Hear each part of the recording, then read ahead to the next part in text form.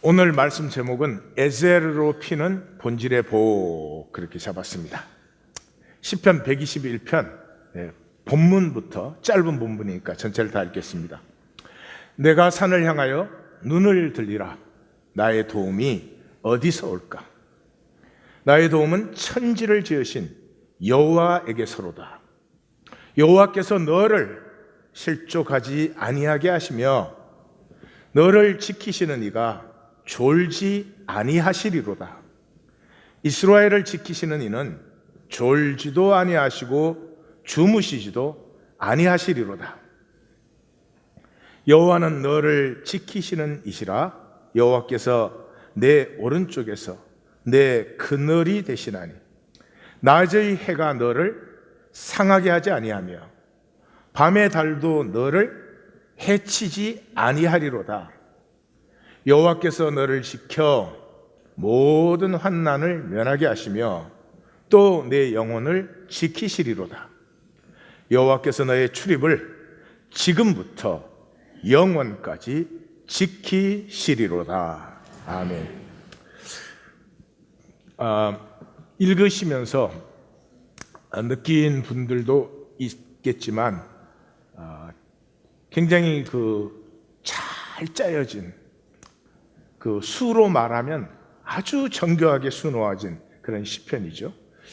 제가 여호와의 여자에다가 이렇게 다 굵게 해놓은 것은 여호와가 6번 나와요. 근데 사실은 7번 나와요. 왜? 여호와가 6번 나오면서 그 한가운데 그 여호와가 누구냐? 이스라엘을 지키시는 이. 그래서 7번이 나옵니다. 또 지키신다는 것이 이 시편의 핵심 부분인데, 지키시다, 샤메얼 하는 단어가 6번 나와요. 6번 나오는데 읽어보신 분은, 특별히 가나다로 읽기를 하신 분은 7번을 느낄 수 있어요. 왜냐 그러면 6절과 한가운데 낮에 해도 상하게 하지 못하고 밤에 달도 너를 해치지 못한다. 상하게 하지 못한다, 해치지 못한다, 지키신다죠. 그러니까 그 지키신다는 의미를 풀어서 사실은 7번이 들어있어요. 그래서 굉장히 정교한, 그리고 의미를 몰라도 계속 낭독하시면 굉장히 우리를 이게 가슴의 깊은, 영혼의 깊은 지경으로 이렇게 끌고 들어가는 것을 느낄 수 있는 시편이에요. 이 시편을 나누기 위해서 제가 얘기를 하나 나누겠습니다. 꽃들에게 희망을, 트리나폴리스의 동화죠. 근데 Hope for the Flowers, 우리는 되게 노랑 애벌레 이야기 그렇게 알고 있어요. 호랑나비 애벌레가 이렇게 태어났어요. 그래서 막 땅의 신기한 것들을 누리고 즐거워하면서 보니까 근데 애벌레들이 어디로 모두 가고 있어요. 그래서 자기도 갔더니 거기에 기둥이 하나 높이 솟았는데 그 길을 다 올라가려고 해가지고 이 기둥이 아니고 애벌레 산이 하나 이루어져 있어요. 근데 그 길을 이제 올라가기 위해서는 남을 막 짓밟아야 돼요. 남을 떨어뜨려야지 자기가 올라갈 수가 있죠. 그래서 한참을 올라가다가 이 호랑 애벌레가 혼잣말로 그랬어요. 이건 아니지. 이렇게 할 수는 없지. 그렇게 말을 하는데 옆에 이제 노랑 애벌레가 있었어요. 그 노랑 애벌레는 노랑나비 애벌레 줄임말이에요. 노랑 애벌레가 옆에 있었는데 보니까 이제 올라가려면 그걸 짓밟고 올라가야 돼요. 그래서 노랑 애벌레 머리를 딱 밟고 이렇게 올라가려고 하는데 딱 밟고 보니까 너무 미안한 거예요. 그래서 미안해 그랬어요. 미안해 그러는데 보니까 노랑 애벌레가 눈물을 흘리고 있어요. 그래서 호랑 애벌레는 남자고 노랑 애벌레는 여자예요. 남자는 여자의 눈물을 보면 이상해. 그래서 그러는데 이제 노랑 애벌레가 묻는 거야. 너 아까 뭐라고 했니? 그렇게 물어요. 그래서 아니야, 아무것도 아니야, 혼자 말이야. 그러니까 그 노랑 애벌레가 눈물을 글썽거리는 그 눈으로 아니야, 나도 그렇게 느껴. 이건 아니야. 그래가지고 둘이 눈이 마주쳤어. 그 둘이 눈이 마주치면 또 뭐가 통해. 그래가지고는 둘이는 그냥 내려왔어요. 내려와가지고 너무 그 자연이 좋은데 왜 저런지 알 수는 없지만 그래서 신나게 잘 자라면서 즐기면서 이렇게 둘이 같이 지냈는데 호랑이벌레가 계속 이것만 할 수는 없지 않은가 뭐 이런 갈등이 좀 생기는 거예요. 그런데 어느 날 쿵 소리가 3개나 들려요. 그래서 쿵 소리가 들린 데를 가봤더니 그 기둥 위로 올라가던 애벌레가 떨어져 가지고 2마리는 죽었어. 그리고 1마리는 막 숨이 넘어가는데 그 애벌레가 이제 그러는 거예요. 나비는 저 위를 볼 수 있어. 그런단 말이죠.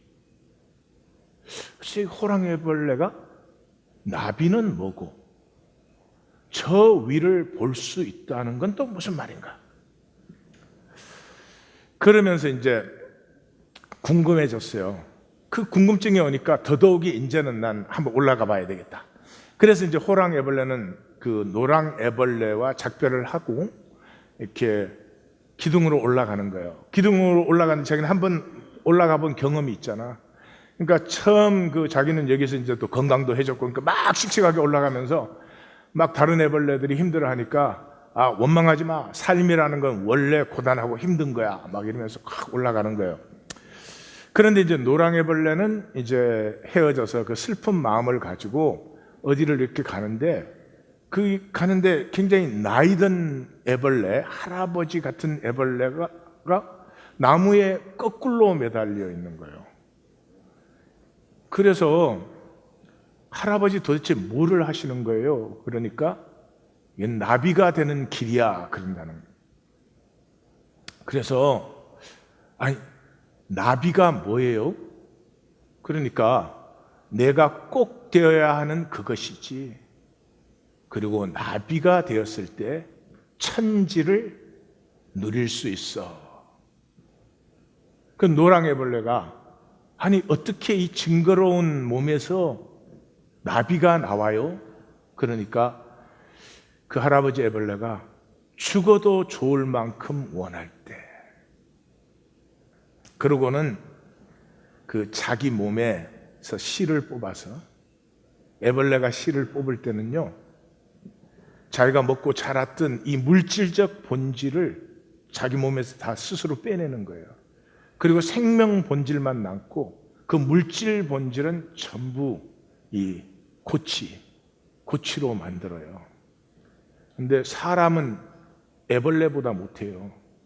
우리도 고치를 만들죠. 열심히 벌어서 고치를 만들죠. 근데 우리는 뭐 하고 있어요? 누구 고치가 크냐? 누구 고치가 뭐 이렇게 금딱지가 더 붙었냐? 주로 그거 하고 있어요. 나비가 될 생각은 하지 않고. 그래서 이제 할아버지를 따라서 자기도 거꾸로 매달려서 자기 몸에서 이 물질적인 것을 뽑아가지고 고치를 만들고 현상과 단절된 세계 속으로 들어가죠. 자기 본질의 세계 속으로. 그리고 드디어 고치를 깨고 나와서 노랑나비가 되었어요. 그래서 노랑나비가 되어가지고 그 호랑애벌레가 올라가고 있을 그 기둥 위를 갔더니 이 호랑애벌레가 너무나 열심히 아주 기둥의 상당한 부분을 올라가서 거기서 올라가다가 서로의 눈이 이제 마주쳤어요. 그런데 이제 호랑이애벌레는 자기 바로 위에 있는 애벌레들이 막 하는 얘기를 들어요. 야, 저 위에 놈들을 없애야 돼. 저 위에 놈들이 자리를 찾아오고 꼼짝도 하지 않잖아. 우리는 한 걸음도 나아갈 수가 없어. 이렇게 얘기를 하는데 또 그 위에 있는 애벌레들의 얘기가 들려요. 아무것도 없잖아. 그러니까 또 그 옆에 있는 같이 올라간 애벌레는 야 조용히 해. 밑에서 다 듣잖아. 밑에 애들은 자기들이 다 원하는 자리에 우리가 도착했다고 생각하고 있어. 근데 또 그 옆에 있는 애벌레는 기둥이 수도 없이 많이 있잖아 이거. 막 그러는 거예요. 그러는 순간에 이제 이 노랑나비와 이 호랑이애벌레가 이제 눈이 마주쳐요. 거기에서 그 노랑나비에게서 무한한 사랑과 그 연민을 그 눈길에서 느껴요. 그래서 호랑 애벌레는 무언가를 느껴요. 그래서 내려가기 시작해요. 내려가면서 애벌레들에게 말해주는 거예요. 아무것도 없어. 올라가지 마. 그런데 아무도 안 믿어요. 그리고 조금 좀 생각 있는 애벌레는 그래요. 말하지 마. 다른 길이 없잖아. 그럼 우리 보고 어떻게 하라는 거야? 그 말을 해주는 거예요. 우리는 나비가 될 수 있어. 꼭대기는 경쟁에서 올라가는 게 아니고 날아서 올라가는 거예요. 근데 아무도 그 말을 듣지 않죠. 이게 이제 제가 생각할 때는 이 책에 펀치라인이 두 개인데 제일 끝에 문장하고 이거예요. 저를 한번 따라서 해볼래요? 꼭대기는 경쟁에서가 아니고 날아서 올라가는 거야. 무슨 말인지 알 수가 없지. 예수님이 거듭나면 그랬지만 뭐 알아요 우리가? 거듭남을 알아요? 교회 다니는 걸 거듭남인 줄 알지. 예. 그래서 이제 내려와서 그냥 쓰러져요. 쓰러졌다가 깨어나니까 그 노랑나비가 그 날개로 부채질을 해주면서 자기를 이제 어루만져 줘요. 예, 그래서 그 눈길이 마주치면서 그 노랑나비가 따라오라는 것을 이제 알아채래요. 그래서 따라가니까 두 개의 빈 고치가 매달려 있어요.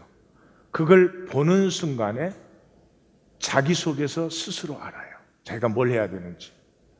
그래서 거꾸로 매달려 가지고 고치를 만들어서 호랑나비도 드디어 나비가 되어서 날아와서 호랑나비와 노랑나비가 재밌게 잘 살았대요. 그리고 제일 마지막 센텐스가 온 세상이 꽃으로 수놓아지라면 더 많은 나비가 필요해. 온 세상에 하나님의 나라가 임하려면 생명을 발견한 사람들이, 생명을 사는 사람들이, 세상의 망상에서 깨어나서 생명을 사는 사람들이, 우리는 망상 속에 살아요. 우리 뭐 돈 많으면 행복하다 이래요. 망상이에요. 돈 많은 것과 행복은 직접적인 관계성이 없어요. 그럴 수도 있겠지. 그지만 대부분은 아니죠. 예? 높은 지위에 올라가면 행복해 그래요. 망상이에요. 망상 속에서 뭘 해도 꽃은 피지 않아요. 삶의 본질은 에고 게임의 결과가 아닙니다. 우리끼리 경쟁, 우리끼리 만든 세계에서 우리끼리의 경쟁에서 나는 얼마나 너보다 유능하냐, 나는 얼마나 너보다 성공했느냐, 성취했느냐, 그게 삶의 본질이 아니에요. 예. 이 망상의 세계 속에서는 다 거짓이죠. 자기 자신에게조차도 거짓이잖아요. 자기 자신에게 진실해 보셨어요? 슬플 때 내가 얼마나 슬픈지 생생하게 느껴보신 적 있어요? 슬픈 게 두려워서 막고 안 느끼려고 몸부림을 치지. 기쁠 때 온전히 기뻐해 보신 적이 있어요? 그 생명을 느끼는 거예요. 그 뭐 이상한 얘기 아니잖아요. 기쁠 때 못 느껴요. 이 기쁨이 언제까지 계속될까? 갑자기 또 신방 와서 가정 예배 드려서 이 기쁨이 다 깨어지는 건 아닌가? 이런 불안 때문에 기쁨도 못 느껴. 삶은 아까 호랑 애벌레가 얘기한 것처럼 고단하고 어려운 거야. 고단하고 어려우니까 어떻게 해요? 나를 마취시켜 놓지, 마취시켜 놓지.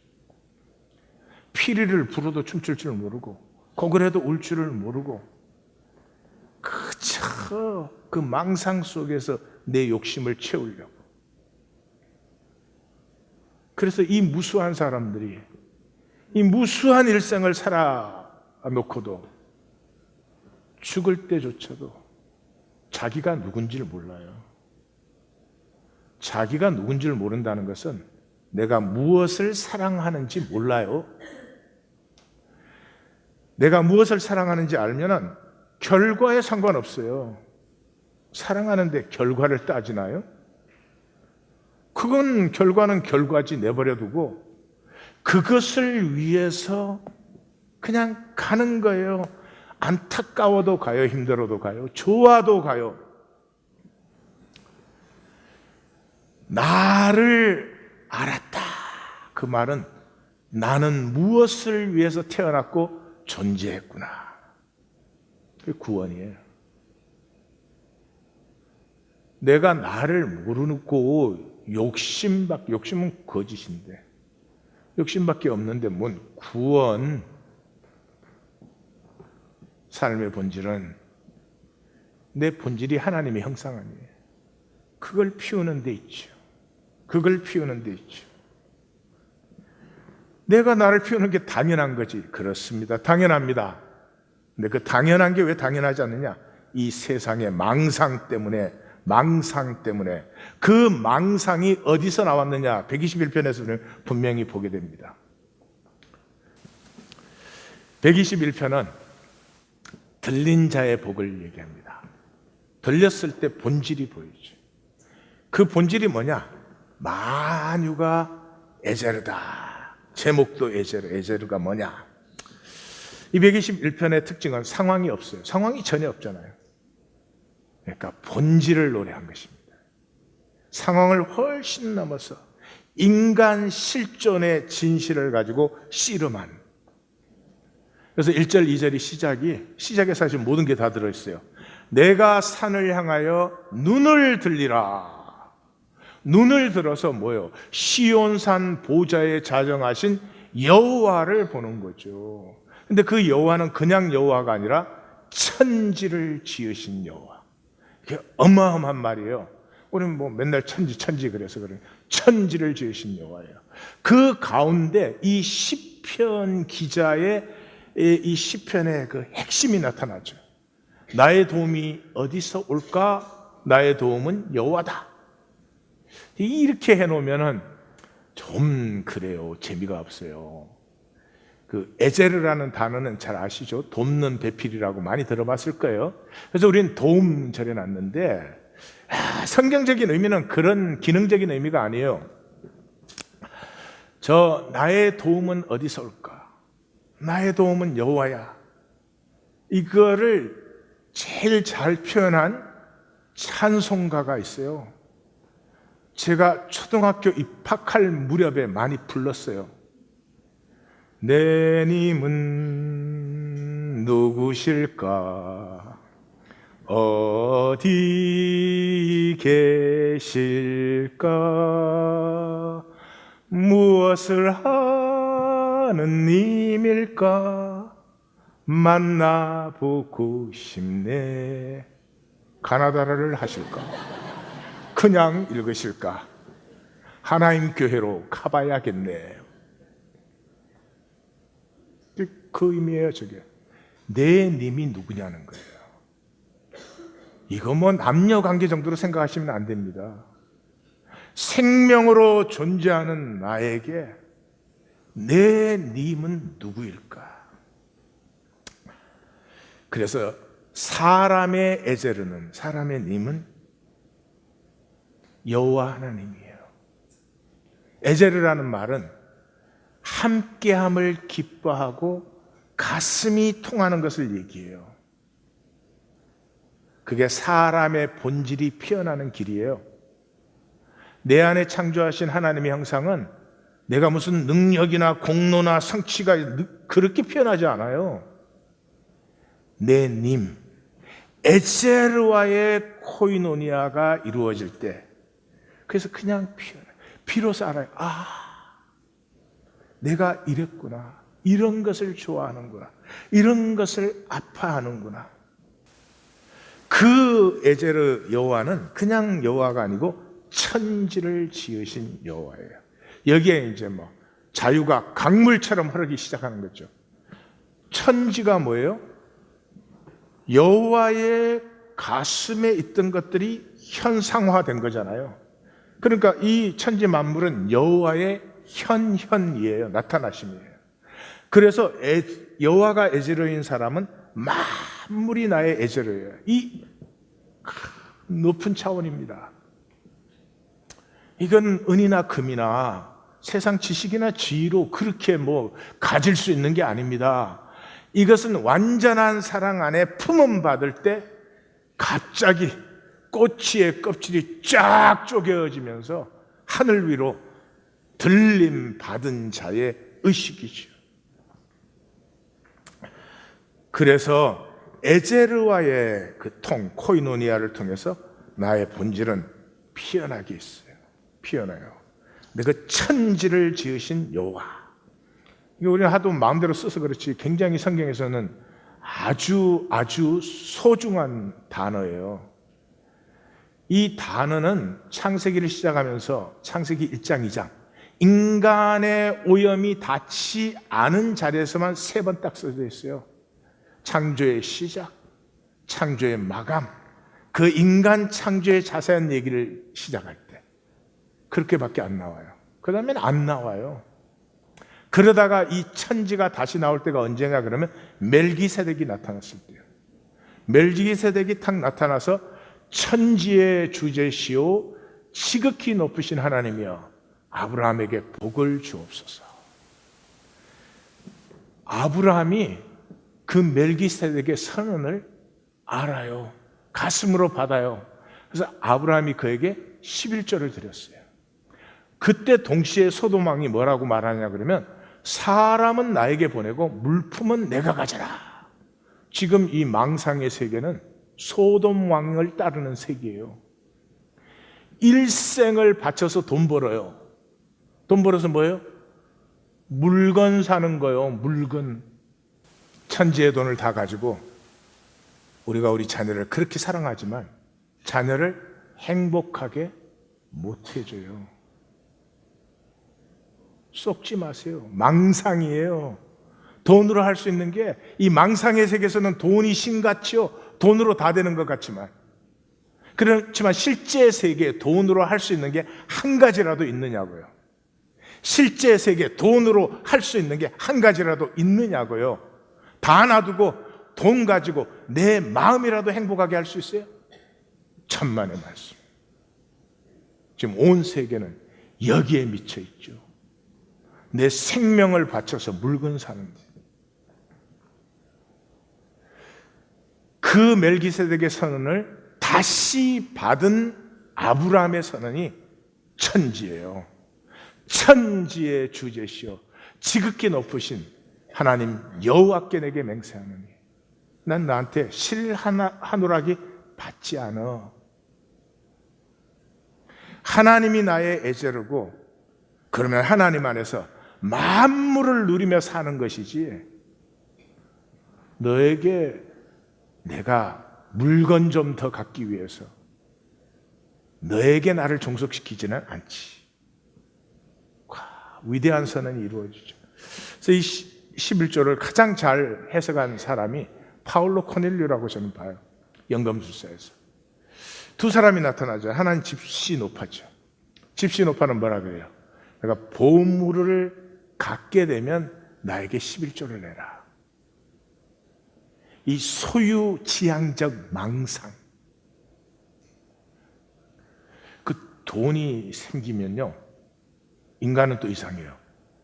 돈이 생기면 무조건 기뻐야 되는데 또 불안해져요. 다 알아요. 연애해 보신 분들. 연애할 때 좋기만 했어요? 내가 그 사람 정말로 사랑하면 그냥 좋기만 했어요? 아니요. 마음이 지옥이 돼요. 마음이 변할까 봐. 막 지나가는데 다른 남자하고 콜라만 마시고 있어도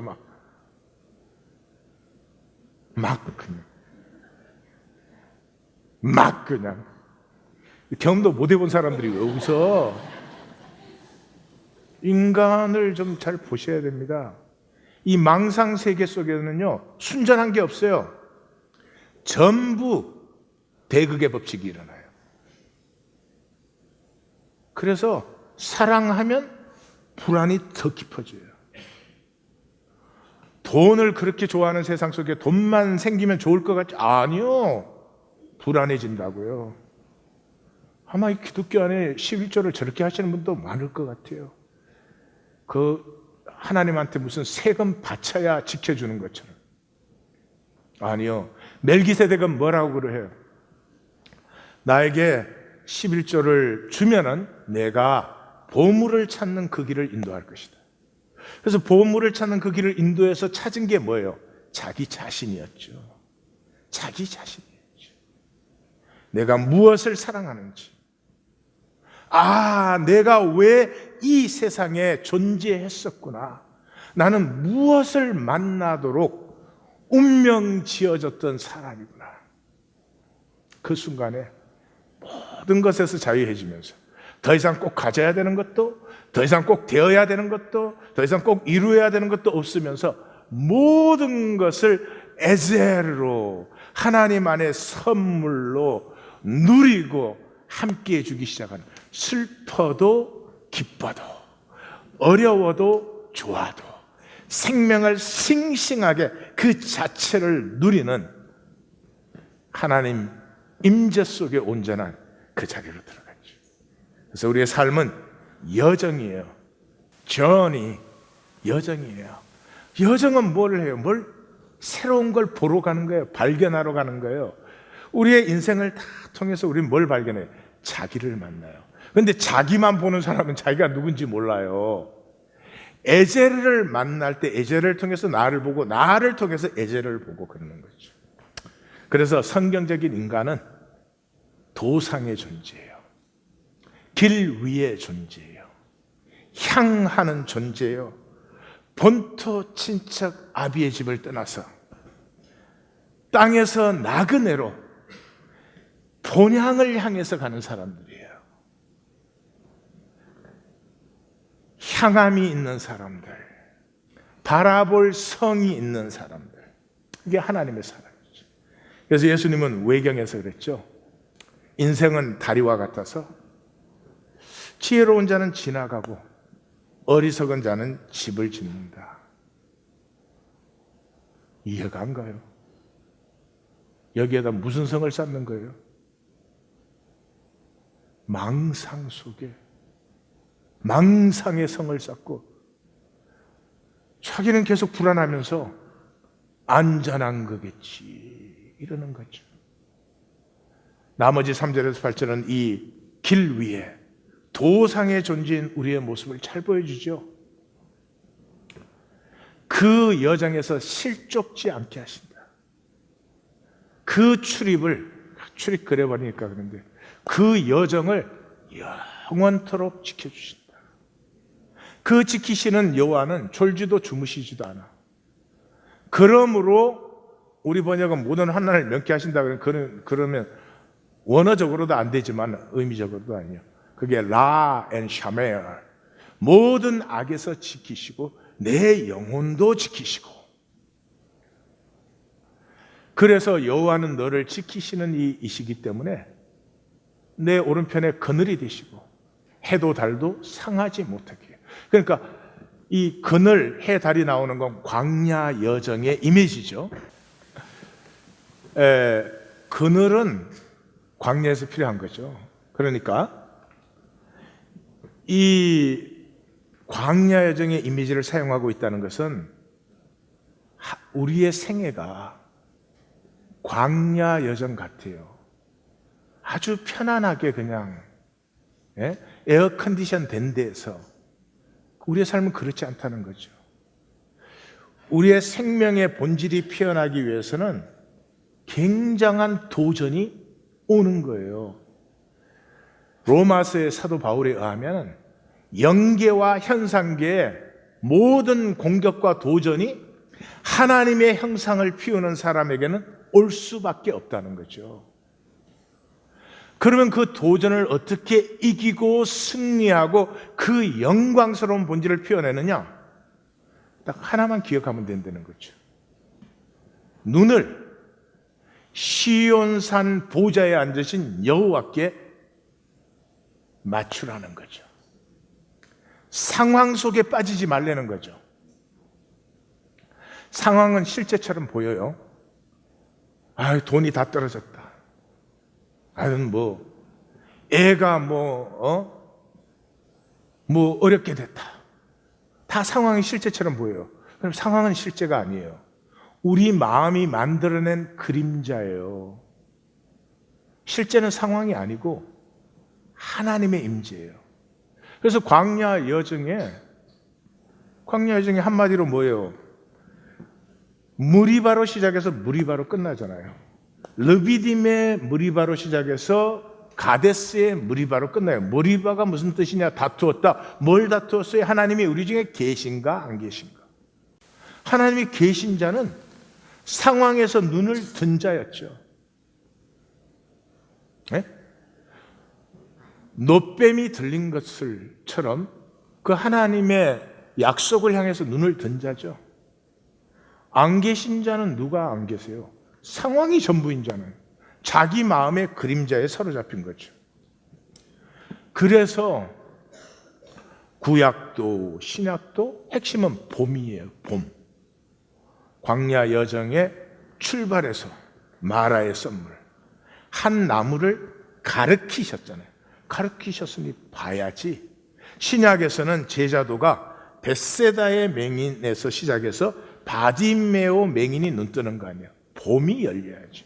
망상의 세계 속에 있으면서 그 망상이 실제라고 믿어버리면 그건 꼼짝 달싹이 안 돼요. 그냥 울어 그러면 울고 막 걱정해 그러면 걱정하고 막 하여튼 자기도 힘들고 다 모든 사람은 다 힘들게 만들지.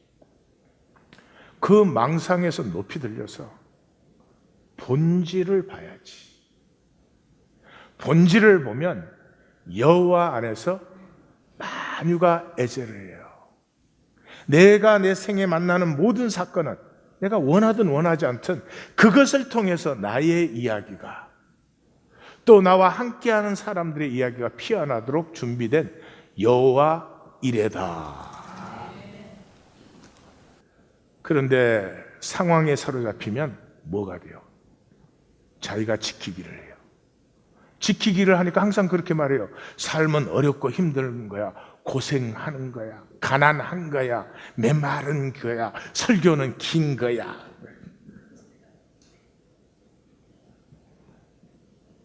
지키기는 우리가 할 수 없어요. 지킬 수 있으세요? 우리의 생명 지킬 수 있으세요? 장담할 수 있으세요? 내일 나는 똑같이 눈 뜰 것이라고. 그렇게 될 수 있는 게 아니잖아요.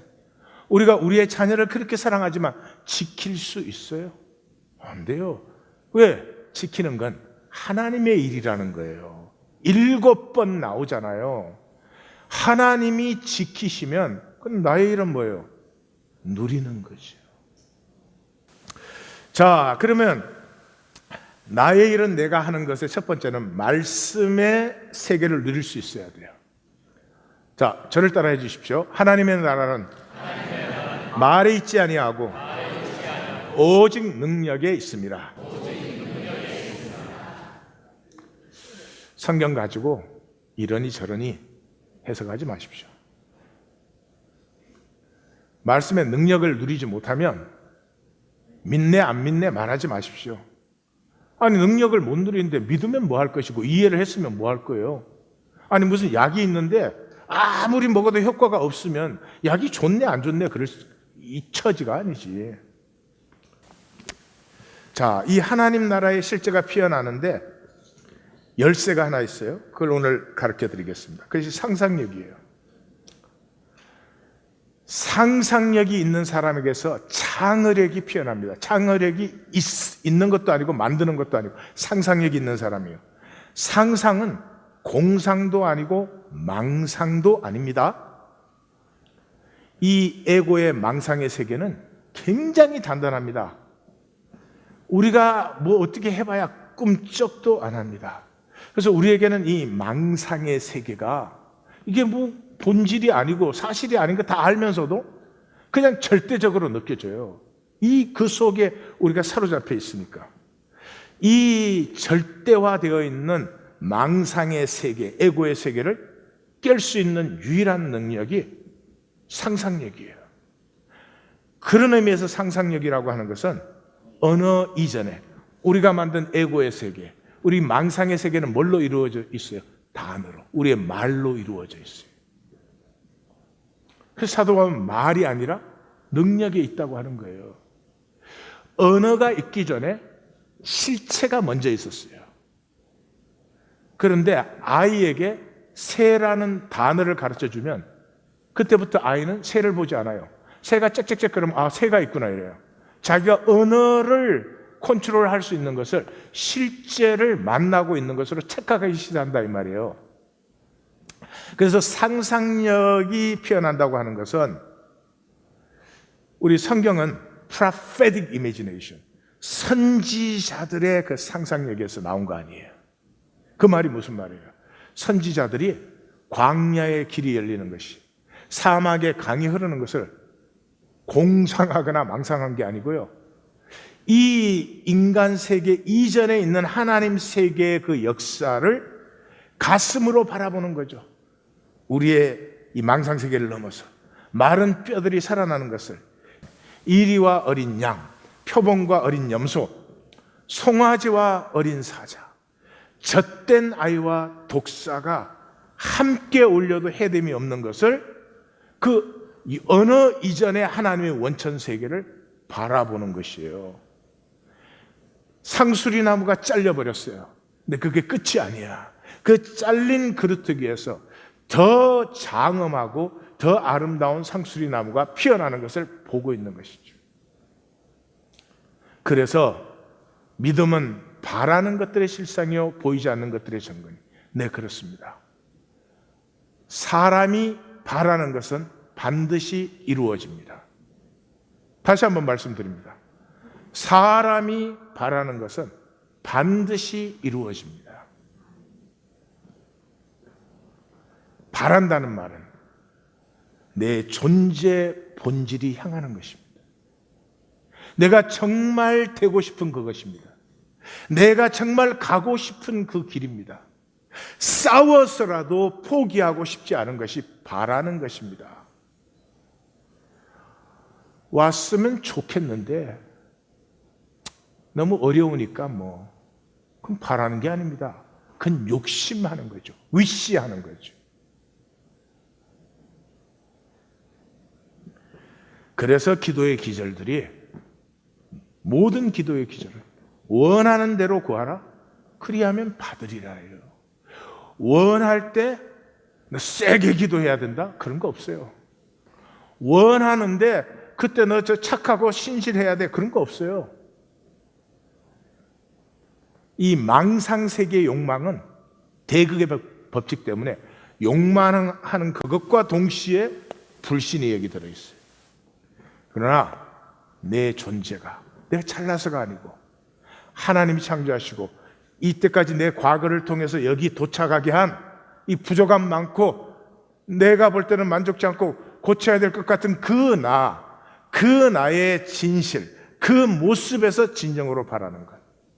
그건 이루어져야죠. 안 이루어지면 어떡해요? 사람이 진정으로 원하는데 이루어지지 않을 것이 세상에 어디에 있겠어요?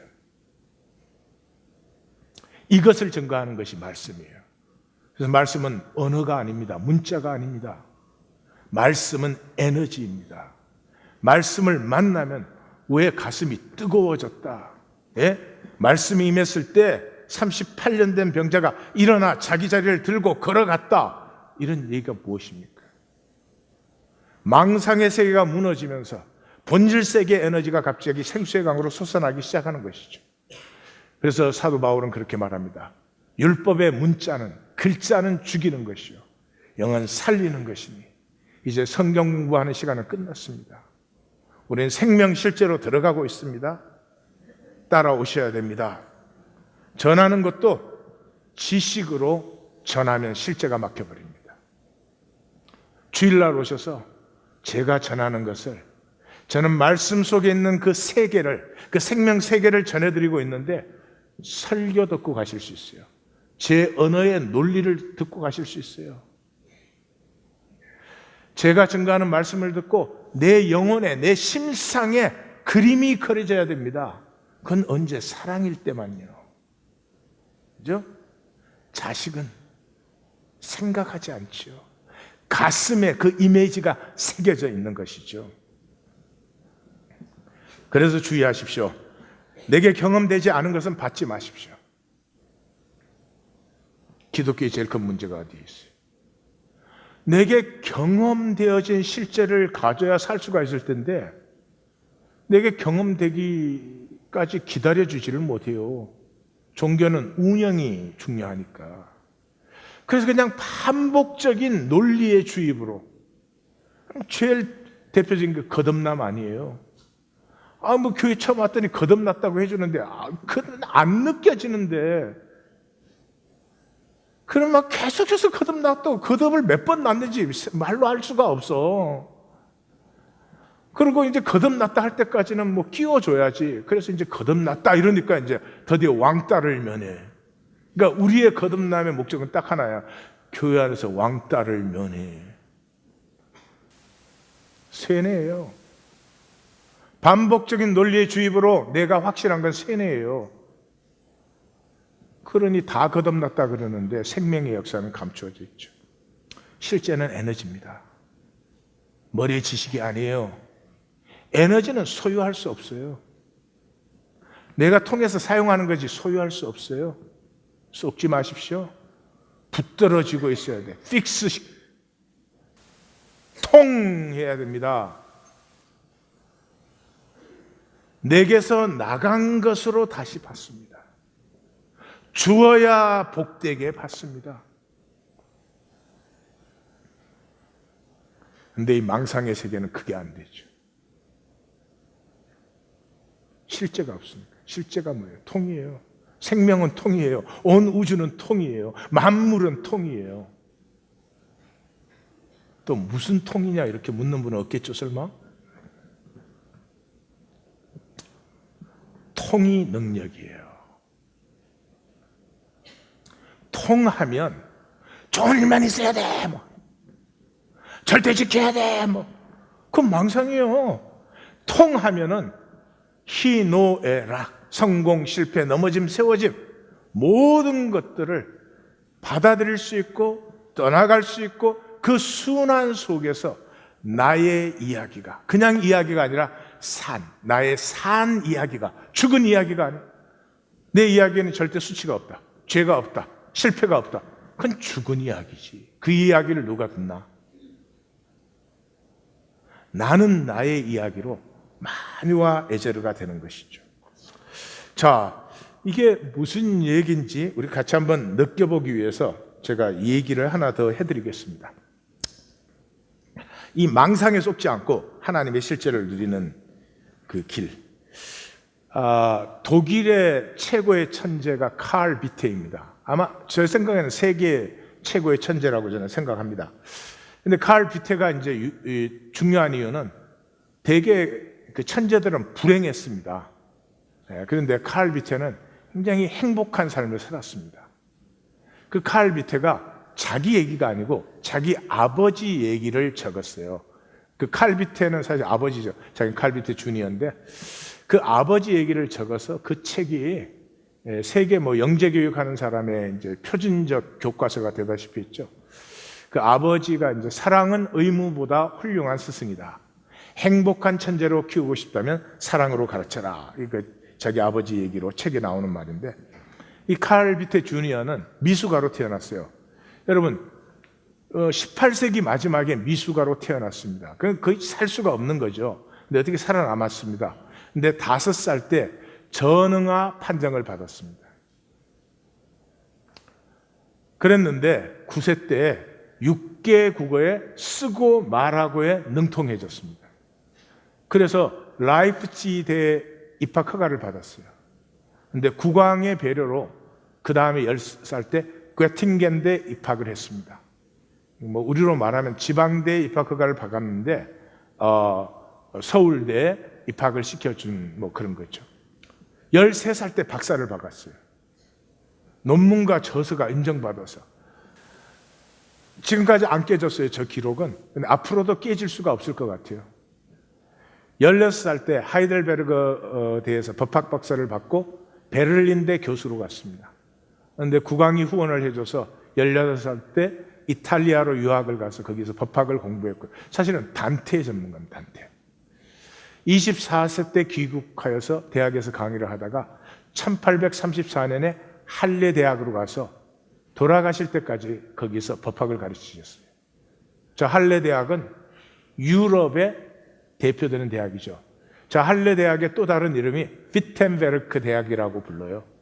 저 할레 대학에서 종교 교육이 시작됐고, 저 할레 대학에서 독일의 경건주의, 이 온 세계를 휩쓴 경건주의가 단순히 학문을 가르치는 학교가 아니라 실제적인 그 하나님의 거룩함을 피워내는 그런 학교입니다. 그 아버지는요, 20살 때 임사체험을 했어요. 그 전염병이 돌았는데 죽어가지고, 그 전염병이 돌 때는 그때는 마구 죽어가니까 그 시체를 던지는 구덩이에 이 아버지도 던져졌어요, 20살 때. 그런데 거기에서 이틀 후에 살아났는데, 그 죽었던 동안에 이 아버지가 망상, 이 인간 세계의 망상을 봅니다. 그 허무한 것을 위해서 얼마나 사람이 억눌려 있는지, 얼마나 메마르고 가난한 삶을 사는지, 우리 안에 있는 그 무한한 가능성을 하나도 보지도 누리지 못하고 그 망상의 노예가 된 그 삶의 모습을 그 임사체험에서 만납니다. 그리고 그 깨어난 후에 깨어나고 이제 결혼을 했는데 칼비트 주니어가 났는데, 그 미숙아로 태어나고 5살 때 이제 전응아 판정을 받으니까 그 어머니한테 쓴 편지예요. 편지 중에 어차피 우리 가능성의 일부만 사용하는데, 우리가 우리 뇌의 10%도 못 쓰는 거 아시죠? 우리 가능성의 일부만 사용하는데 좀 적게 받은 게 뭐가 문제가 되겠어? 그 어머니에게 보낸 편지예요. 그리고 이 자연의 지혜와 신비를 무한히 누리도록 다양한 감성. 우리 자칫하면 애들이 자라는데 2가지 감정 갖고 자라요. 잘했으면 다행이다. 못했으면 오늘 또 혼나겠구나. 다양한 감성, 풍부한 상상력. 그것이 행복의 동력이다. 그게 없으면 이 세상 좋다는 모든 걸 다 두 손에 움켜쥐고도 행복하지는 않아요. 행복을 느낄 줄 모르니까. 그래서 성경 이야기, 신화, 동화를 많이 들려주고 상상력과 기쁨이 만나는 창조가 피어난다. 그래서 이 아버지는 최고의 교육은 유년기의 행복이다. 유년기를 행복하게 보낸 아이는 두려움이 현저히 줄어들고, 제가 저기 무슨 무언지는 아시죠? 3개나 붙였어요. 그 아이는 두려움이 현저히 줄어들고 호기심이 피어나요. 이 만유를 알고 싶고 더 만나고 싶고 무엇이 있을까? 그러다가 자기 삘이 꼽히는 분야는 말려도 찾아들어가요. 그래서 그 자기 아버지는 항상 배움의 목적은 마음을 기쁘게 하는 것이다. 기쁘게 하지 않는 배움은 사람 길을 억눌려요. 피어날 것도 못 피어나게 해줘요. 그래서 행복하면 천재성이 피어난다. 기쁨을 느끼면 천재성이 피어나는데, 불행한 사람은 도구화밖에 못 시켜요. 도구화시켜요. 저희가 성적 받는 도구야. 라이센스 따는 도구야. 무슨 취업해야 되는 도구야. 얼마나 참 불행한 거예요. 이걸 다른 말로 하면 이런 거예요. 느낄 수 있고, 아픔도 느낄 수 있고, 기쁨도 느낄 수 있고, 이것이 내 삶의 내가 주인이 되는 것이에요. 내가 느낀 것이 나의 실제잖아요. 내가 못 느꼈기 때문에 이 망상에 사로잡혀 있는 거예요. 그냥 막 세상 사람들이 돌아가는 대로 막 그게 어떻게 못 끼면 큰일 날 것 같은. 그래서 그 칼 비테를 아주 자유롭게 해주고, 언어를 가르칠 때도 이걸 배워라 하는 게 아니고 언어를 옆에서 그냥 들려주면 아이가 호기심이 생기면 자기가 스스로 따라가는 거죠. 그래서 그 칼 비테 주니어를 그렇게 자유롭게 그 자연과 그런 안에서 놀게 해줬대요. 근데 약간 또 전응하였으니까 노는 게 좀 그랬죠. 그래서 이웃들이 항상 그랬어요. 아이, 저렇게 놀게 해도 괜찮아요? 그러는데, 그러면 항상 그 아버지가, 걱정할 게 뭐 있어요? 노는 게 배우는 거죠. 시식과 놈. 저 놈은 처음 보셨죠, 그죠? 저 놈은 놈이 아니요. 이 놀다를 명사로 고치니까 참 이상하네, 좀. 잘해준다고 해서요, 무조건 잘해주고 보호하는 게 아니에요. 아픈 건 아픈 대로 애가 느껴봐야 돼요, 올드웨이. 좋은 건 좋은 대로 올드웨이 느껴요. 그게 생명의 힘이에요. 느낄 수 있다는 거. 우리는 뭐 조금만 부담되어도 마음을 어떻게 딱 차단시키죠. 절대로 느끼지 않아요. 느끼면 힘드니까. 생명의 힘을 알지 않아요? 느껴보면 아무것도 아니에요. 나한테는 절대 어려운 일이 일어나서는 안 돼. 그 사람도 그 올드웨이 느껴보면 인생은 그런 것도 지나가는 거예요. 아무것도 아니에요. 세상 없이 좋아야 될 것 같은데 좋은 것도 한번 경험해 보세요. 그 인생이 좋을 때도 있지. 그거에 매달릴 필요는 없어요. 그때부터 탓하지 않아요. 탓하지 않아요. 설교가 길어서 그런 거 없어. 그리고 자기의 길을 누가 뭐라 그래도 끄떡없이 존다, 이런 거죠.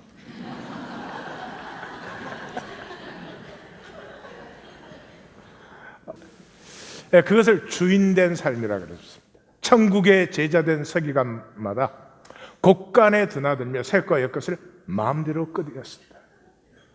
하나님이 우리를 하나님의 형상으로 창조하시고, 하나님이 우리의 에제르가 되어주시고, 우리가 하나님의 이 만유의 에제르가 되어줄 수 있는데 무엇을 살고 계십니까?